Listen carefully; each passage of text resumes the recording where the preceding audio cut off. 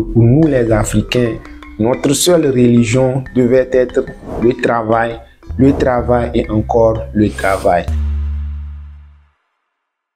On constate depuis maintenant un certain temps qu'il y a deux tendances qui s'affrontent sur les réseaux sociaux et même dans les débats sur le développement de l'Afrique et les religions.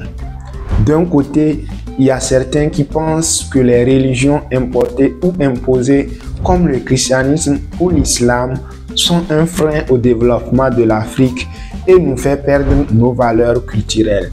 Et de l'autre côté, il y a d'autres qui pensent que ces religions sont les bonnes, sont les religions de la paix et que l'Afrique devrait abandonner ses traditions occultes pour la voie vers le salut.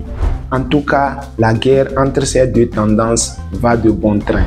Moi, je ne suis ni pour l'un ni pour l'autre, car je considère que pour nous les Africains, notre seule religion devait être le travail et encore le travail. Car aucune religion en elle-même, qu'elle soit christianisme, islam ou la tradition de nos ancêtres, ne peut pas développer un pays. Personne ne peut nier l'importance de la spiritualité, l'importance de croire en Dieu, qu'il soit Allah, qu'il soit Jésus ou qu'il soit le Dieu de nos ancêtres. Personne ne peut nier l'importance de la spiritualité qui est même indispensable pour garder la paix et aussi l'harmonie dans la société. Mais la religion en elle-même ne développe pas un pays.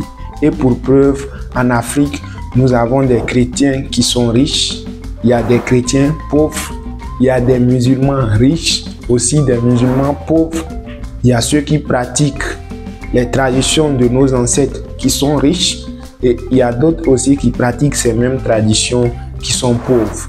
Donc la richesse, le développement ne sont pas liés à la religion, mais plutôt au travail, au talent, à la compétence des citoyens.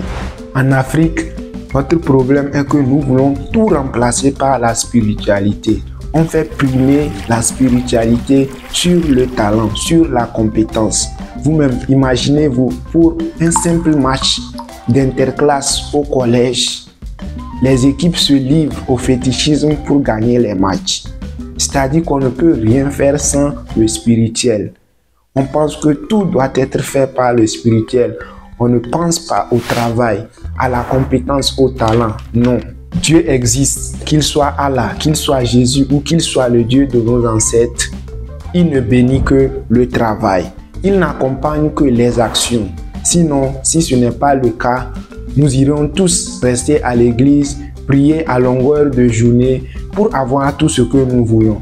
Ou nous irons dans nos couvents pour aller faire des sacrifices et juste avoir tout ce qu'on veut sans jamais travailler. En ce qui concerne les religions comme le christianisme, l'islam, je pense qu'aujourd'hui chaque Africain doit savoir que si nous sommes musulmans ou que nous sommes chrétiens, c'est notre choix.